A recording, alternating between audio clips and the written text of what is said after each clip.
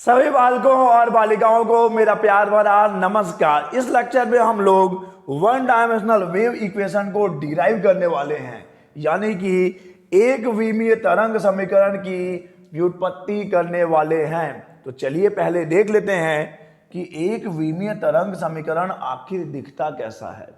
One dimensional wave equation आखिर दिखता कैसा है, तो ये कुछ ऐसा दिखेगा। Del square psi upon del t square is equal to v square del square psi upon del x square. तो पहले तो हम इस तरंग समीकरण की व्युत्पत्ति करेंगे, इसके बाद इस तरंग समीकरण का हल भी निकालेंगे। इस तरंग समीकरण का यानी कि इस वेव इक्वेशन का सॉल्यूशन भी हम लोग फाइंड आउट करेंगे। तो चलिए पहले डिराइव कर लेते हैं कि इसकी व्युत्पत्ति आपको कैसे करनी है। तो सभी चीजों की शुरुआत होती है मानने से।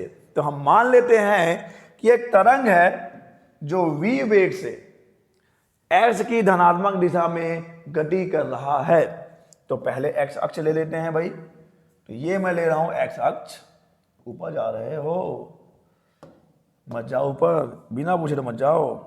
चलिए मैं बना रहा हूं अभी। अब ये तो बनाना ही पड़ता है। तो यहां पे कौन क्या है देख लीजिए।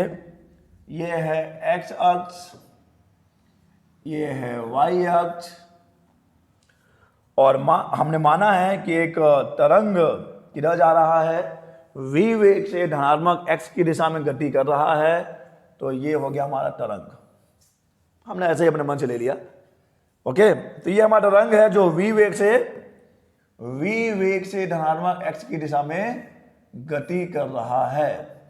ओके, v वेलोसिटी से हमने इंग्लिश मीडियम के बच्चे भी ध्यान दें, हमने एक वेव कंसीडर किया है जो v वेलोसिटी से पॉजिटिव x की डायरेक्शन में मूव हो रहा है। ओके, गति कर रहा है, मूव कर रहा है। चलिए, तो इस वेव का कोई सोर्स भी होगा। तो हम ये मान लेते हैं कि इस वेव का जो सोर्स है, इस तरंग का जो स्रोत है, मूल बिंदु पे ही है, मूल बिंदु पे ही है। और इस मूल बिंदु को हम नाम दे देंगे O का। ये रहा तरंग का स्रोत, यहां पे है। अब हम जानते हैं कि तरंग क्या है। तरंग को हमने इस वीडियो सीरीज के पहले वीडियो में बहुत अच्छे से समझा है कि तरंग है क्या। तरंग एक्चुअली में है क्या। तरंग एक्चुअली में किसी भी माध्यम में उत्पन्न एक विक्षोभ है, एक डिस्टर्बेंस है, जिसमें कि केवल एनर्जी का ट्रांसमिशन होता है एक जगह से दूसरे जगह, without any actual motion of the particles of the medium.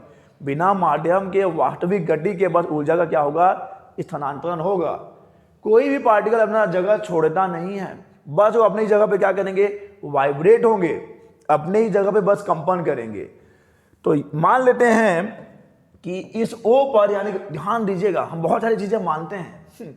तो ऐसा ना हो कि यार मान तो लिया था, वो गर्लफ्रेंड है लेकिन नहीं बनी। यहां पे ऐसा नहीं होगा, यहां हम मान के सब कर देंगे। यही तो फिजिक्स है भाई, ये धोखा नहीं देगा आपको। चलिए, तो हमने ये मान लिया है कि यहाँ पे जो पार्टिकल है, O पे जो पार्टिकल वाइब्रेट हो रहा होगा, यही मूल बिंदु है, यही, इसी को हमने तरंग का स्रोत भी लिया है, वेव का सोर्स हमने इसी को माना है। तो यहाँ पे जो पार्टिकल है उसका किसी भी टाइम t पर, किसी भी इंस्टेंट t पर जो डिस्प्लेसमेंट है, जो विस्थापन है, that will be the function of time, वह समय का फलन होगा। तो लिखता हूं मैं किसी भी क्षण, देखिए मैं लिख रहा हूं तो कि मैं नोट्स बना रहा हूं, तो ऐसा ना लगे कि यार समय ज़्यादा खा रहे हैं। यही आपको पीडीएफ के फॉर्म में नोट्स मिलेगा, और ये नोट्स आपको टेलीग्राम चैनल पे अवेलेबल होता है, और उस टेलीग्राम चैनल का लिंक जो है नीचे डिस्क्रिप्शन बॉक्स में है। तो मुझे नोट्स थोड़ा अच्छे से बनाने दीजिए। किसी क्षण टी पर O पर स्थित, किसी क्षण टी पर O पर स्थित, O पर स्थित कण का विस्थापन, कण का विस्थापन, कण का विस्थापन y जो होगा वो फंक्शन होगा टाइम का। y will be the function of time. At any instant of time t, the displacement of the particle which is situated at O will be the function of time. तो यहाँ पे y क्या है, समय का फलन है, y टाइम का फंक्शन है। लेकिन हमको यार मूल बिंदु से मतलब नहीं है, क्योंकि सोर्स वही है, जड़ वही है, तो मतलब तो है। अब देखिए, मैं ये मान लेता हूं कि इस मूल बिंदु, इस सोर्स से x डिस्टेंस पर एक बिंदु P है, दिस इज पॉइंट P। वहां पे जो पार्टिकल वाइब्रेट हो रहा है, यहां पे जो पार्टिकल वाइब्रेट हो रहा है, हमको इसका डिस्प्लेसमेंट चाहिए। ये y बताओ आप, ये डिस्प्लेसमेंट y ले लिया, हमको ये डिस्प्लेसमेंट चाहिए उसी टाइम t पर। या ध्यान देना बच्चे, बस यही है यहीं पे एक पॉइंट है जहां पे आप थोड़ा सा गच्चा खा सकते हैं, गुमराह हो सकते हैं, लेकिन इससे मैं आपको निकाल लूंगा, इस भवन से मैं आपको निकाल लूंगा। देखिए, ये बिंदु P ओरिजिन से यानी कि मूल बिंदु से x दूरी पर है, तरंग की चाल v है, यानी यहां पे जो भी हरकत होती है, यहां पे जो भी विक्षोभ होता है, उसको यहां से यहां आने में कितना समय लगता है, ये बताइए पहले। यहां पे जो तरंग समय t पे रहा होगा, इस तरंग को, इस विक्षोभ को यहां से यहां आने पे, डिस्टर्बेंस को यहां से यहां आने में कितना समय लगा होगा या कितना समय लगेगा? बहुत आसान है। तरंग को, मुझे उम्मीद है कि मेरे लिखने से पहले आप कैलकुलेट कर लेंगे, तरंग को P तक पहुंचने में, P तक पहुंचने में समय लगेगा, समय लगेगा। खाली स्थान बढ़िए, कितना समय लगेगा? समय का फॉर्मूला होता है दूरी बटे चाल। दूरी है x, दूरी है x और चाल है v। यानी यहां पर जो तरंग, जो विक्षोभ उत्पन्न हुआ है, उसको इस बिंदु P तक पहुंचने में लग जाएगा x/v समय। सेकेंड है तो सेकेंड, घंटे है तो घंटे, समय जो भी मात्रक है वहां पर। तो इस तरंग को यहां से यहां तक आने में लग गया x/v का टाइम। ओके, अब मैं देखूं कि जिस क्षण t पर इसका विस्थापन हमने लिया है, जो कि फंक्शन है टाइम का, उसी क्षण t पर लिख रहा हूं मैं, ध्यान दीजिए, क्षण t पर P पर स्थित कण का विस्थापन वही होगा जो मंजूर खुदा होगा, वही होगा जो x/v समय पहले O पर स्थित कण का था। जरा ध्यान दीजिए, बहुत साफ सुथरा और बहुत अच्छे से लिख दिया है।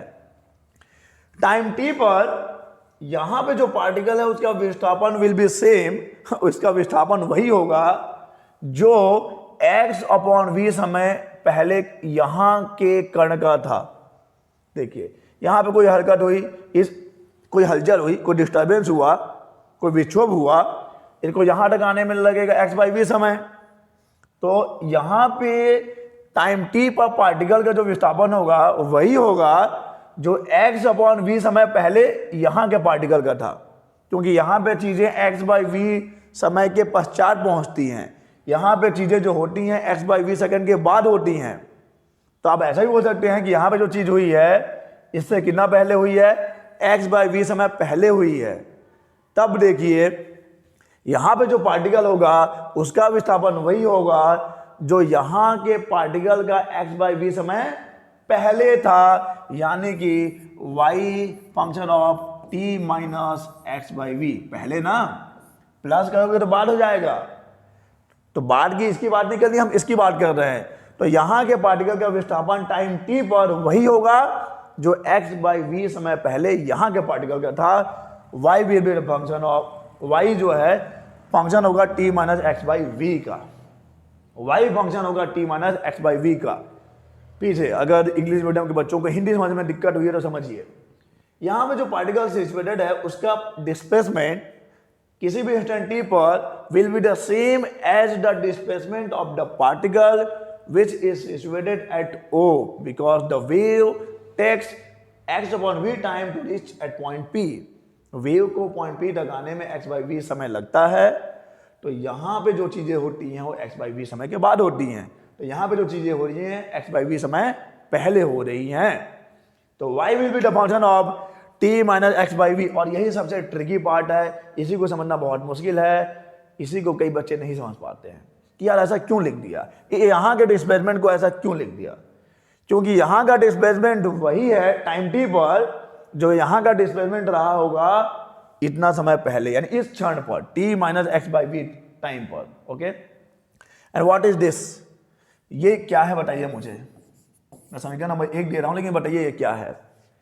ये इक्वेशन है प्रोग्रेसिव वेव का, ये समीकरण है प्रगामी तरंग का। मैं लिख देता हूं, यह प्रगामी तरंग का समीकरण है, यह प्रगामी तरंग का समीकरण है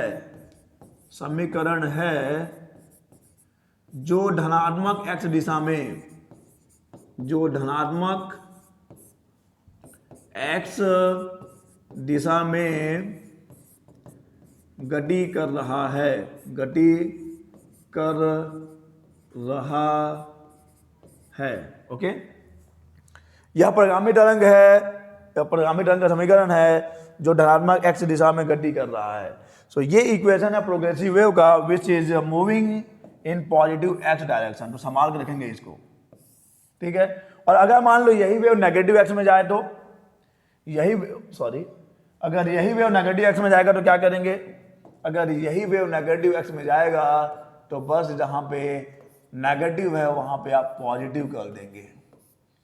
so this is the progressive wave which is moving in negative x. This is the equation of progressive wave which is moving in negative x.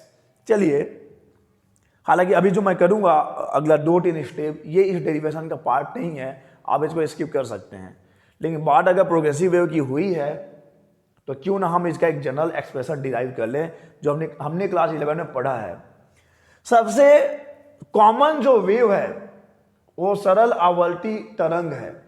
सरल आवर्ती तरंग यानी कि ऐसा तरंग जिसमें कि तरंग का विस्थापन क्या होता है, तरंग का विस्थापन दूरी और समय का सिनुसॉइडल फंक्शन यानी कि ज्यावक्रीय फलन होता है। इसमें क्या होता है, इसमें जो पार्टिकल होते हैं अपने जगह पे बस सरल आवर्त गति करते हैं। मैं बात कर रहा हूं, देखिए हमने निकाल लिया ये प्रोग्रेसिव वेव का एक इक्वेशन है जो पॉजिटिव एक्स में जा रहा, ये भी प्रोग्रेसिव वेव का इक्वेशन है जो नेगेटिव एक्स में जा रहा है। अब मैं प्रोग्रेसिव वेव की बात कर रहा हूं, ये डेरिवेशन का पार्ट नहीं है, इसको आप स्किप कर सकते हैं, लेकिन ये नॉलेज हम यहीं बनाना सही रहेगा क्योंकि आगे शायद मौका ना मिले, तो इसलिए हम अपनी बात यहीं करेंगे। हम बोल रहे हैं कि आज सबसे जो सिंपलेस्ट वेव है, जो सबसे सरल वेव है, जो ऑर्डिनरी वेव है, सबसे सामान्य वेव जो है वह सरल आवर्ती विलन सरल आवर्ती तरंग है, जिसमें पार्टिकल क्या करते हैं, सिंपल हार्मोनिक मोशन यानी कि सरल आवर्त गति करते हैं। और ऐसे वेव का तरंग कैसे देंगे आप, y = a sin omega t, y = a sin omega t, यही तो है, पढ़ा नहीं 11th में, y = a sin omega t।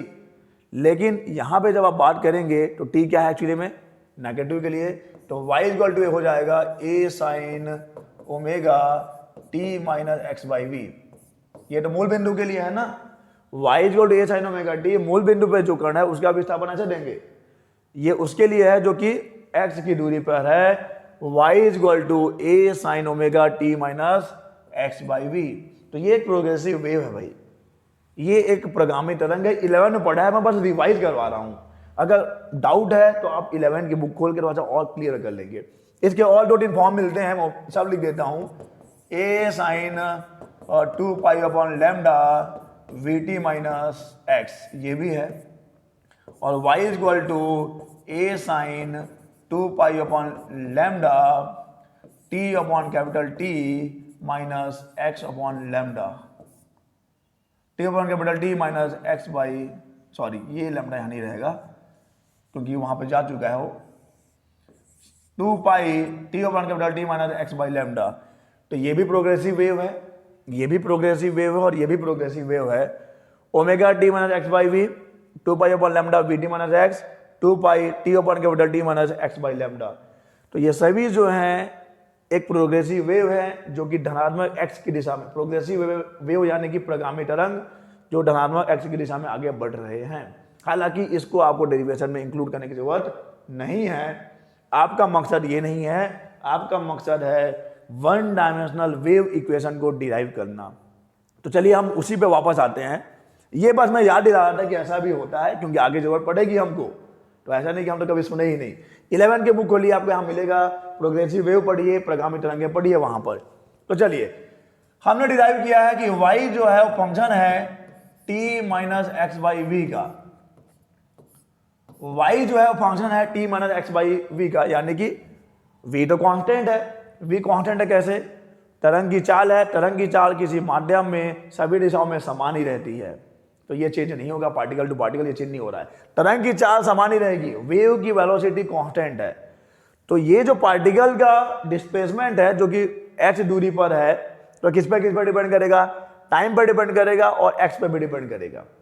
जरा ध्यान से समझिए, x दूरी पे जो कण है उसका विस्थापन किस पे निर्भर करेगा? समय पे भी निर्भर करेगा और दूरी पे भी निर्भर करेगा, यानी x पे भी डिपेंड करेगा और t पे भी डिपेंड करेगा।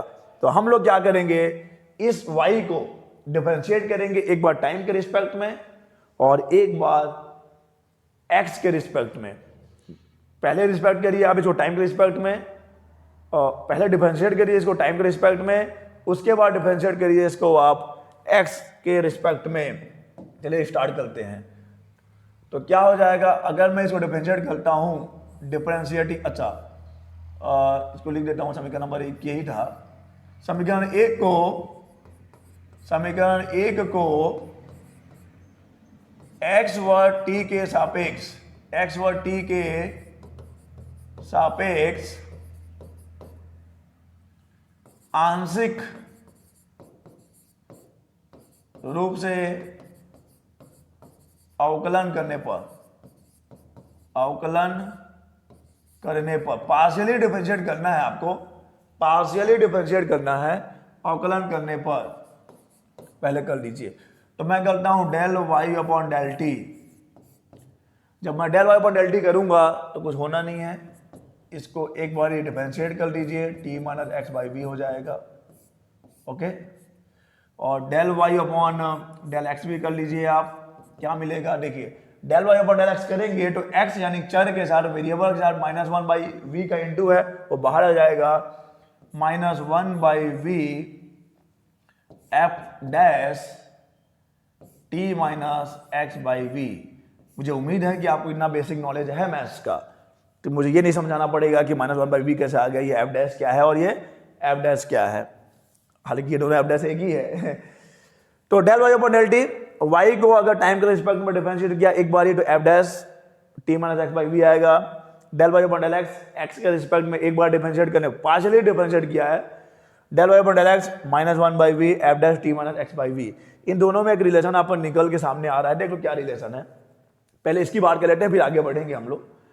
Del Y upon del T है F dash T minus x by V. अगर मैं देखूं, अगर मैं इसको इधर इंटू कर देता हूं, इसको इधर इंटू कर दूं तो क्या मिलेगा मुझे यहां से मिल रहा है, देख लो, ठीक है, ध्यान दीजिएगा क्या मिलने वाला है यहां पर। ओके, देखिए क्या मिलेगा यहां से, देखिए आपको मिल जाएगा कि भाई ये इधर आ जाएगा, तो del Y upon del t actually में किसके इक्वल है, minus into v del Y upon del x के इंटू है के इक्वल है, ऐसा है ना। इसको इधर इंटू कर दीजिए, मैंने इंटू कर दिया तो minus V del Y by del X आ गया, इधर बच जाएगा F del T minus x by V, जो कि एक्चुअली में क्या है, del Y upon del T है। अब ये देखिए del Y upon del T क्या है, ये विस्थापन है, ये समय है, और अगर विस्थापन को अगर आप समय के सापेक्ष में अवकलन करोगे, विस्थापन का समय के सापेक्ष अगर आप उसका अवकलन करते हो तो आपको क्या मिलता है, आपको मिलता है वेग। यानी कि ये क्या है, ये कण का वेग है, कण का वेग है ये, जो कि किसके बराबर है, ये तरंग की चाल है, पहले ही बता चुके हैं ये किसकी चाल है, या तरंग का वेग है ये, तो माइनस तरंग की चाल इनटू, अब ये del Y by del x क्या है, del Y by del x आपको याद होना चाहिए, तो समझना चाहिए कि del Y by del x क्या है। देखिए एक्स के साथ वाई में क्या चेंज हो रहा है, यानी दूरी के साथ इस विस्थापन में क्या चेंज हो रहा है, इसको आप क्या बोलते हैं, जब किसी एक के साथ कोई दूसरी क्वांटिटी, कोई दूसरी भौतिक राशि बदलती है, क्या इसको आप ढाल का नाम देते हैं? क्या इसको आप ग्रेडियंट बोलते हैं? इंग्लिश में ग्रेडियंट बोलते हैं। क्या इसको आप प्रवणता बोलेंगे? तो इसका नाम एक विकृति भी है, हम इसको विकृति भी बोल सकते हैं यहाँ पर, यानी स्ट्रेन। इंग्लिश में स्ट्रेन हो जाएगा del Y upon del x, या इसको आप हिंदी में विस्थापन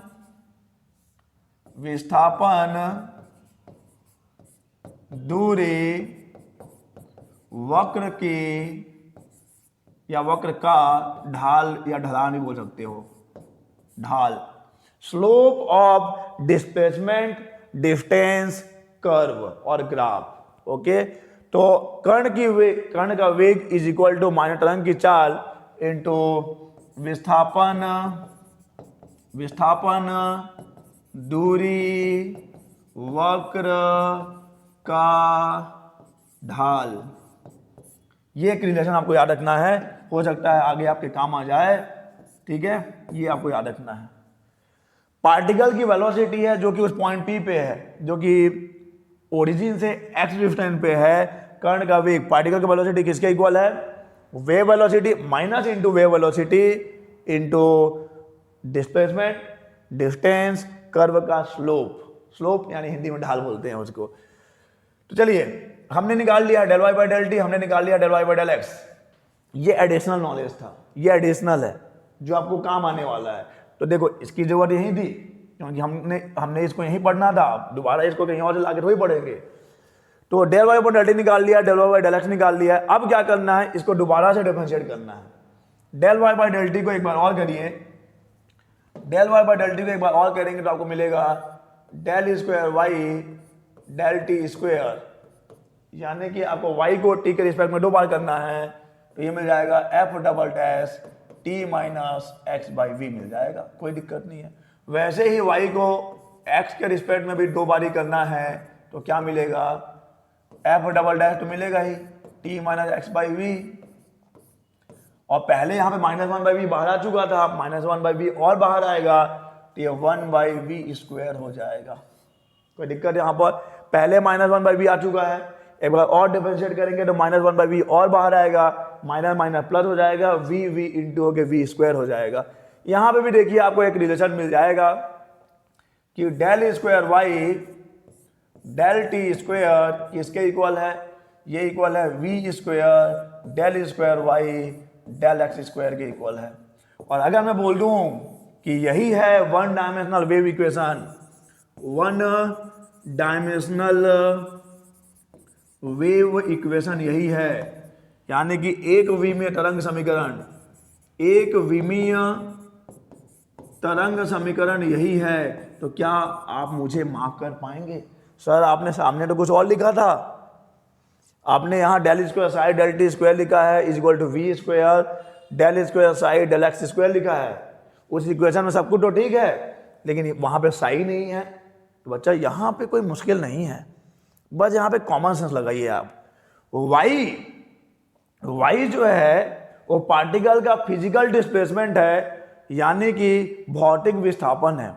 लेकिन अगर आप व्यापक रूप में बात करें, जनरली बात करें, तो क्या सभी तरंगों में आप भौतिक विस्थापन ही लेते हैं? क्या फिजिकल डिस्प्लेसमेंट ही होता है सभी तरंगों में? सभी वेव्स में क्या फिजिकल डिस्प्लेसमेंट होता है? जी नहीं। अगर आप विद्युत चुंबकीय तरंग की बात करेंगे तो वहां पे वाई की जगह पे इलेक्ट्रिक फील्ड ई मिलेगा, इलेक्ट्रिक फील्ड यानी कि विद्युत क्षेत्र ई मिलेगा, और चुंबकीय क्षेत्र बी मिलेगा, मैग्नेटिक फील्ड बी मिलेगा। जरा ध्यान दीजिए, इसको मैं अभी उसी फॉर्म में लिखने वाला हूं। कैसे लिखेंगे मैं आपको ये समझा रहा हूं। वाई जो है वो फिजिकल डिस्प्लेसमेंट है, तो अगर आप मैकेनिकल वेव की बात कर रहे हैं तो वहां तो ठीक है, चलिए वाई डिस्प्लेसमेंट हुआ है, पार्टिकल का विस्थापन हुआ है, तो वहां वाई लिख सकते हैं। लेकिन सभी तरंग, हमको जनरल इक्वेशन निकालना है ना, जो सभी तरंगों के लिए लागू हो।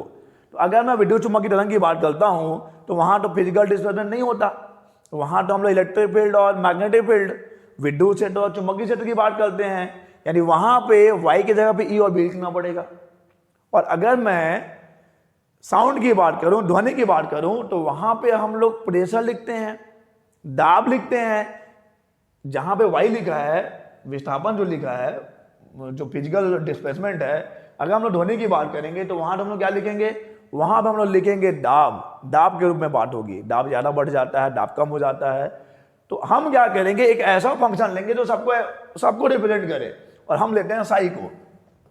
Sai is the function of t plus minus x by v, यही है। तो अब ये साई क्या है, व्यापक रूप में जनरली सबके लिए हमने ले लिया है। जहां पे y की बात होगी y ले लेंगे, जहां p की बात होगी p ले लेंगे, जहां पे e की बात होगी e और b की बात होगी वहां पे e और b ले लेंगे। तो अब क्या करना है, बस y की जगह पे साई रख दीजिए, तो ये हो जाएगा del square psi upon del T square is equal to v square del square psi upon del x square. ये हो गया जनरल हो गया ये, यानी कि सामान्य। ओके, व्यापक रूप में आप इसको ऐसा लिखेंगे, ये भी गलत नहीं है, ये भी सही है। ये भी वही चीज है जो ये है, और ये भी वही चीज है जो ये है, और ये भी वही चीज है जो ये है, दोनों एक ही है। Del square Y del T square equal to v square del square Y del x square. यहाँ पे फिजिकल डिस्प्लेसमेंट है, साई भी वही चीज है। साई की जगह पे अगर आप फिजिकल डिस्प्लेसमेंट हुआ तो वाई लिख सकते हैं। विद्युत चुंबकीय तरंग की बात करेंगे तो ई और बी लिख सकते हैं। ध्वनि तरंगों की बात करोगे तो वहां पे दाब लिख सकते हैं। ओके, तो अब ये तो हमने डिराइव कर लिया वन डायमेंशनल वेव इक्वेशन को, एक विमीय तरंग समीकरण को। अब इसका सॉल्यूशन देखते हैं कि सॉल्यूशन क्या होगा। Solution of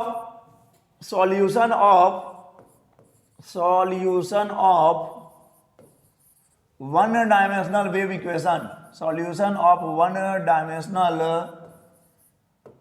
wave equation, one dimensional wave equation का सॉल्यूशन, यानी कि एक विमीय तरंग समीकरण का हल। हिंदी में लिख लीजिए आप, एक विमीय तरंग समीकरण का हल। देखिए हमारे पास एक विमीय तरंग समीकरण क्या आया है, del square Y del T square v square del square Y del x square है। ओके, और y जो है किसका फंक्शन है, y फलन है t और x का। आपने पहले ही स्टार्टिंग में ही देखा था, y फलन है t और x का, यानी कि इस समीकरण का, इस अवकलन समीकरण का, एक जो डिफरेंशियल इक्वेशन है, अवकलज समीकरण बोलेंगे क्या, डिफरेंशियल इक्वेशन जो आपके सामने दिख रहा है, इस डिफरेंशियल इक्वेशन का जो हल होगा वो t और x के रैखिक समीकरण के योग के रूप में होगा। तो मान लेते हैं मीन्स कि रैखिक समीकरण के योग के रूप में होगा। कहने का तात्पर्य यह है कि the solution of this equation, this differential equation will be the function of t and x in which t and x are related linearly with sum, योग के साथ उनमें कोई संबंध होगा। तो चलिए मैं इस समीकरण का मान लेता हूं कि हल कितना है। माना इस समीकरण का हल है y function of t plus alpha x। यही तो हम बता रहे थे, अभी हमने जो बोला है कि क्योंकि y जो है फंक्शन है x और t का, इसलिए इस अवकलज समीकरण का, इस डिफरेंशियल इक्वेशन का जो सॉल्यूशन होगा, इस अवकलज समीकरण का जो हल होगा, ये भी t और x के रूप में ही होगा। t और x का ही फलन होगा, जिसमें कि t और x लीनियरली रिलेटेड होंगे, ये रैखिक रूप में संबंधित होंगे, दोनों के बीच में रैखिक संबंध होगा। तो ये रैखिक संबंध है, अल्फा एक नियतांक है, अल्फा एक कांस्टेंट है। ओके, अब क्या करना है, इसको एक बार डिफरेंशिएट करिए, बहुत ही आसान है। एक बार डिफरेंशिएट किया, टाइम के रिस्पेक्ट में क्या मिलेगा, del Y by del t, ये एफ डैश हो जाएगा, f dash t plus alpha x. Okay, इसको फिर से एक बार कर लीजिए, del Y by del T क्या हो जाएगा, एफ डबल डैश हो जाएगा, टी प्लस अल्फा एक्स ही रहेगा। टी के रिस्पेक्ट में कर लिया, अब एक्स के रिस्पेक्ट में कर लीजिए, क्या मिलेगा, del Y upon del x is equal to, alpha बाहर आ जाएगा, अल्फा बाहर, f dash t plus alpha x del square Y del x square is equal to alpha square f double dash t plus alpha x. अब आपको करना यह है कि del Y upon del t की जरूरत तो नहीं है अपने को, सॉरी ये स्क्वायर है, ये स्क्वायर है, 2 टाइम्स है। Del square Y del T square की वैल्यू यहां रख दीजिए, del square Y del x square की वैल्यू यहां रख दीजिए। ओके, क्लियर है? ये क्या करना है फिर से समझ लो, del square Y del T square की वैल्यू यहां रख दीजिए, del square Y del x square की वैल्यू यहां रख दीजिए। तो चलिए वैल्यू रख देता हूं मैं, f double dash t plus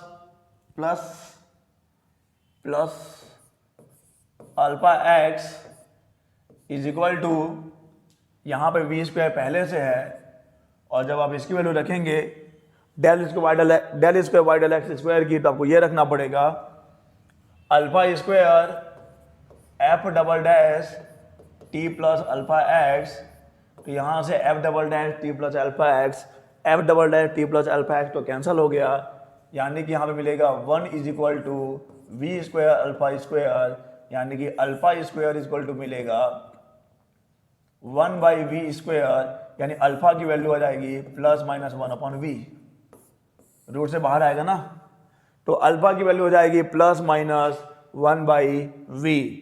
तो अब अल्फा की वैल्यू वहां रख दीजिए, क्या होगा solution, y will be the function of f t plus 1 by v into x plus t minus 1 by v x, वही है। तो आप इसको x बाई वी लिख सकते हैं डायरेक्ट, यहाँ पे भी अब x बाई वी लिख दीजिए। तो ये है उस तरंग के समीकरण का हल, इस वन डायमेंशनल वेव इक्वेशन का सॉल्यूशन है y is equal to f t plus x by v plus f t minus x by v. अच्छा, इसको आप दूसरा फलन ले सकते हैं क्योंकि नेगेटिव है, तो इसको आप जी के फॉर्म में लिख सकते हैं, y the function of t plus x by v plus g of t minus x by v. तो देखिए इस वीडियो में हमने, इस लेक्चर में हमने क्या किया है, इस लेक्चर में हमने वन डायमेंशनल वेव इक्वेशन को डिराइव किया है, यानी कि हमने इसकी व्युत्पत्ति की है। ये दोनों एक ही हैं, मुझे उम्मीद है कि आपको कोई समस्या नहीं होगी। Del square Y del T square equal to v square del square Y del x square, ये है वन डायमेंशनल वेव इक्वेशन, एक विमीय तरंग समीकरण, और इस एक विमीय तरंग समीकरण का हमने हल भी निकाला है, सॉल्यूशन भी फाइंड आउट किया है। ओके, तो इस वीडियो में बस इतना ही, हम लोग मिलेंगे अपने अगले वीडियो में नए टॉपिक के साथ, तब तक के लिए अलविदा।